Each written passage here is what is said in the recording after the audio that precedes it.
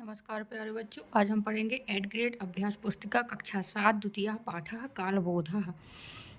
बहुविकल्पीय प्रश्नों में पहला प्रश्न है ऋतवः भवन्ति, ऋतुएं होती हैं। आ नंबर होगा 6। प्रश्न क्रमांक दूसरा है चंद्रः पूर्णतां प्राप्नोति, चंद्रमा पूर्णता को प्राप्त होता है। पूर्णिमायां, पूर्णिमा को चंद्रमा पूर्णता को प्राप्त होता है। प्रश्न क्रमांक तीसरा है सप्ताहे दिनानि भवन्ति, सप्ताह में दिन होते हैं 7। प्रश्न क्रमांक चौथा है ज्येष्ठ आषाढ़योः ऋतु भवति, ज्येष्ठ और आषाढ़ में ऋतु होती है ग्रीष्म, ग्रीष्म ऋतु होती है ज्येष्ठ में और आषाढ़ में।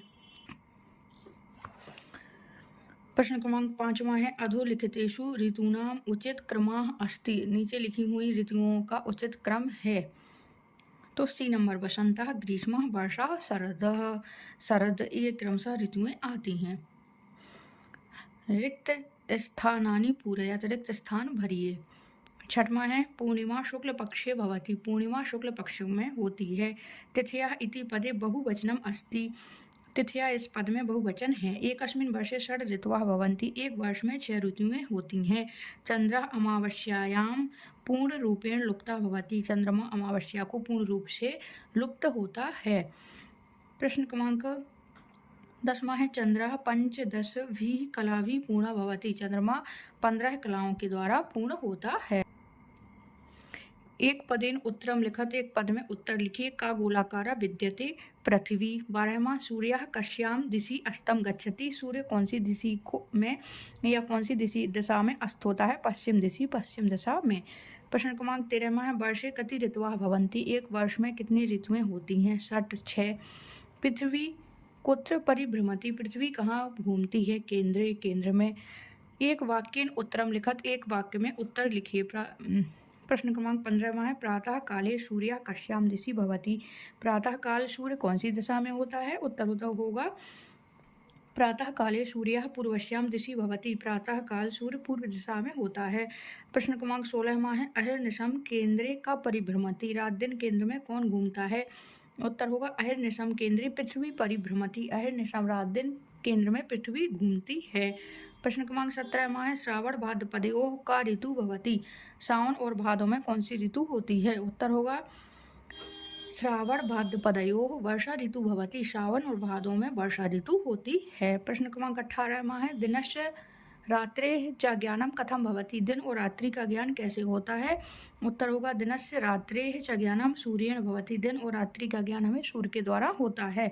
प्रश्न क्रमांक 19वां है प्रतिदिनम कस्य एका कला क्षीयते, प्रतिदिन किसकी एक कला क्षीण होती है? प्रतिदिनम चंद्रस्य एका कला क्षीयते, प्रतिदिन चंद्रमा की एक कला क्षीण होती है।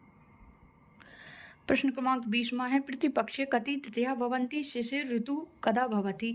प्रतिपक्षे 15 तिथयः भवति, प्रतिपक्ष में 15 तिथियां होती हैं। माघ फाल्गुनयोः शिशिर ऋतु भवति, माघ और फाल्गुन में शिशिर ऋतु होती है।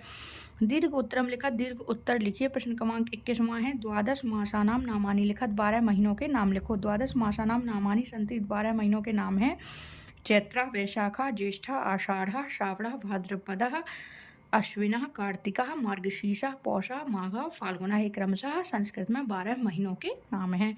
प्रश्न क्रमांक 22वां है एकादशतः विंशति पर्यंतम संस्कृते संख्या लिखत, एकादश से मतलब 11 से 20 तक संस्कृत में संख्याएं लिखिए। क्रमशः होंगी एकादश, द्वादश, त्रयोदश, चतुर्दश, पंचदश, षोडश, सप्तदश, अष्टादश, नवदश और विंशति ही। खा नंबर है क्रमानुसारम ऋतु नामानि लिखत, क्रम के अनुसार ऋतुओं के नाम लिखना है। तो पहले होगा ग्रीष्म ऋतु, वर्षा, शरद, हेमंत, शिशिर, बसंत, वैसे ही चक्र चलता रहता है। फिर ग्रीष्म, वर्षा, शरद, हेमंत, शिशिर, बसंत, ग्रीष्म, इस क्रम से। प्रश्न क्रमांक 23वां है पृथिव्याः परिभ्रमणेन किम किम परिवर्तनम भवति, पृथ्वी के घूमने से, चारों तरफ घूमने से क्या क्या परिवर्तन होता है? तो परिभ्रमण समये यदा अस्याः यः भागः सूर्यस्य सम्मुखे भवति तत्र सूर्यस्य किरणाः पतन्ति तदा दिनं जायते, यस्मिन् भागे किरणाः न पतन्ति तत्र अंधकारः भवति, रात्रिश्च जायते, अर्थात दिवारात्रि, मौसम परिवर्तन, ऋतु परिवर्तन। पृथिव्याः परिभ्रमणेन परिभ्रमण के समय पृथ्वी का जो भाग सूर्य के सामने होता है उस पर पृथ्वी की किरणें पड़ती हैं तो पृथ्वी पर दिन होता है, और जिस भाग पे किरणें नहीं पड़ती हैं वहाँ अंधकार होता है। रात दिन का होना और मौसम परिवर्तन होना और ऋतु परिवर्तन होना पृथ्वी के घूमने के कारण ही होता है, सूर्य के परिक्रमा लगाने के कारण होता